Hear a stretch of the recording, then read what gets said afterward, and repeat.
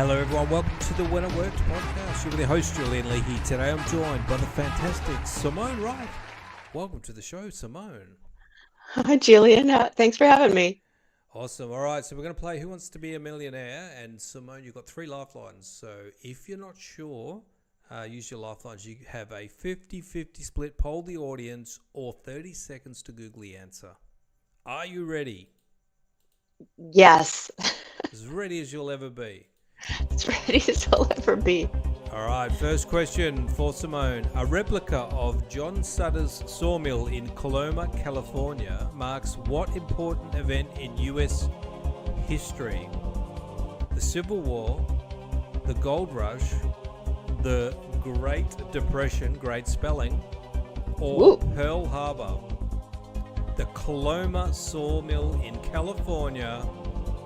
Is it to do with the Civil War, Gold Rush, Great Depression, or Pearl Harbor?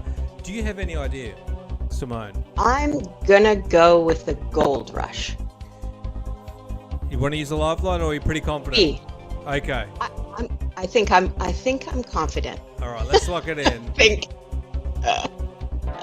Oh, phew, that's a relief. You never know. I might have even put the wrong question, the wrong answer in. Right. We're all good. We're all good. Yep. Okay, according to an old adage, one should eat breakfast like a king, lunch like a prince, and dinner like a what?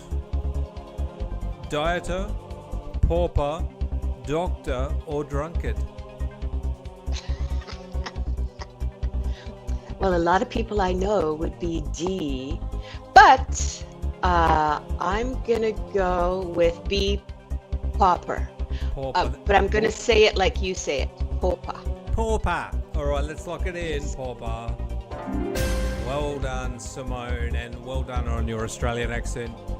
Thank you very much. Continuing on, a philumenist is a collector of what? Coins, stamps, matchbooks, or postcards?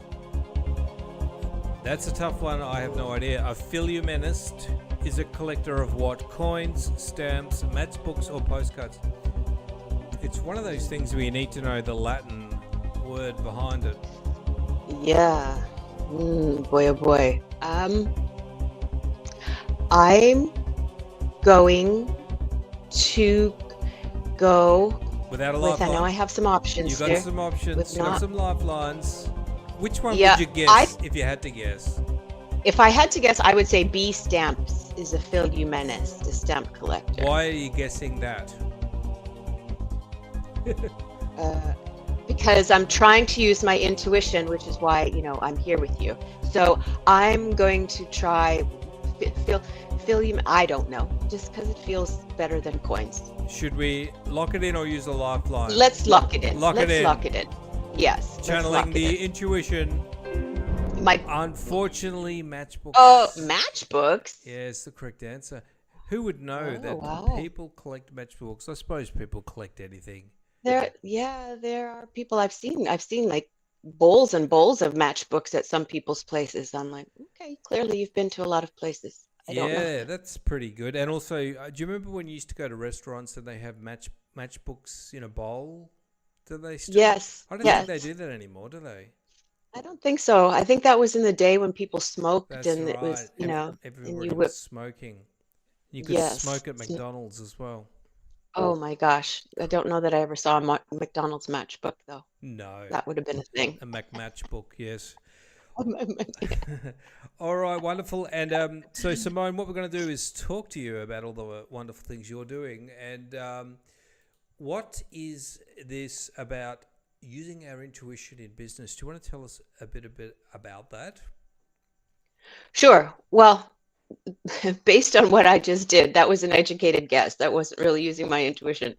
But intuition right now, especially in this day and era of major information everywhere, and now the emergence of AI coming online, and sort of experts and gurus on every corner, a business expert telling you that this is how you have to do business, and then on the other hand, this other guy comes in and tells you the absolute opposite. we're inundated with so much information that oftentimes we don't know what to do that's right and correct for ourselves. And our intuition is what I call our first intelligence. It's a wisdom that we're inherently all gifted with when we're born. It's the intelligence we have before we know anything. And being able to access that to guide us to what's in our highest good is really important, especially now. So at its most basic, intuition is a survival tool, right? Gut instinct, people have heard of that. Don't go down this dark alley, don't safe, yes, not safe, good, bad, wise, unwise. And that at its most evolutionary, it's an evolutionary tool. Yes, that makes sense. And do you know of any entrepreneurs that use intuition, and how do they use it? Oh gosh, so many big entrepreneurs these days. Richard Branson credits the majority of his success to his intuition. Um, Oprah Winfrey, Steve Jobs was, he was all about the intuition. Warren Buffett, the creator of Spanx, Sarah Blakey. There's all of these massive entrepreneurs who have set major trends in industry credit their intuition to the skill set, but virtually none of them can explain how or what they're doing. And that's sort of where I come in. I've been an entrepreneur since I was 9 years old. I started my first business when I was 9 in my mother's dining room. But then I've also had this intuitive skill set, and used my intuition to work with law enforcement to help with missing kids cases, finding missing children and cold case files. I did a bit of work for law enforcement. I designed an intuition training program for them. But then working with law enforcement isn't my idea of a good time, trying to find missing children, trying to find sort of the deal that ended it for me was when a police department called me one day and said, Simone, we found a leg. Can you help us find the rest of the body? And I'm like, okay, I'm done. Time out here, guys. No more. I'd rather do this with entrepreneurs. So I took that skill set that I developed with law enforcement and dropped it into entrepreneurship. But everybody's got it. Everybody has it. It's not a magic skill. Okay, and what are some misconceptions about intuition? Number one, that it's magic, that it's supernatural, that it's voodoo, that it's woo-woo. But it's not. It's inherent in our biology, and everybody has it. When you think of us as a biological antenna, that we've got 100 trillion cells in our body, and they're all gathering information from the environment to support their highest level of survival. So every cell in our body is intuitive. So the major misconception is that it's some sort of magic that some people have and others don't. Everybody's got it. The second misconception would be that it's emotional, especially for men. This is really important. Men will tend to mistrust their intuition because they think it's a women's thing and that it's rooted in emotion. And intuition, when it's properly used, is not emotional at all. It's very neutral. It works just like the GPS in your car does. When your car is telling you how to get from Sydney to Brisbane, it doesn't shout at you. It doesn't shame you. It doesn't wag its finger at you. It just says, turn left, go 500 kilometers, turn right. It's very precise and non-emotional.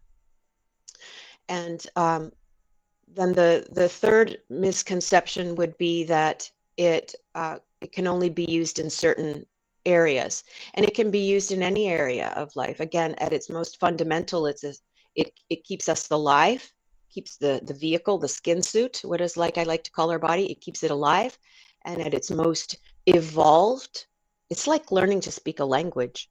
At its most evolved, it can help us set trends in our life, in our business, instead of follow them, just like those entrepreneurs that I mentioned earlier do. So those are some of them. What type of businesses do you work with this, Simone?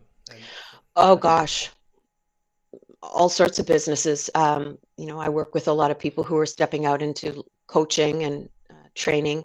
I've worked, again, as I said before, with law enforcement. I work with entrepreneurs who are building education companies, worked with people who are, I mean, golly, from becoming a death doula, who, more and more baby boomers are unzipping their skin suits, is what I like to call it. So I've got people who are building companies and how to navigate death in an elegant way. And then I've got people on the other side of the spectrum who are birth doulas, midwives and everything in between, lawyers, doctors, artists, entertainers, actors, everybody who wants to contribute in some way can use this intuition. And I've worked with a lot of them. Awesome. And how do people sort of get into your world? What's the first step if people want to work with you? They could go to my website, SimoneWright.com. That's SIMONEWRIGHT. And they can find that. What you've got there on the screen is my first intelligence E. That's Intuition for Entrepreneurs, the intuition training program designed specifically for entrepreneurs. That helps. And that it shows you how to set really strong targets and how to decide and discern whether or not you're accurate.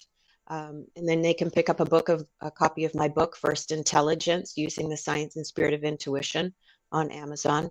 That's the book that sort of launched it for me when I was working with the cops.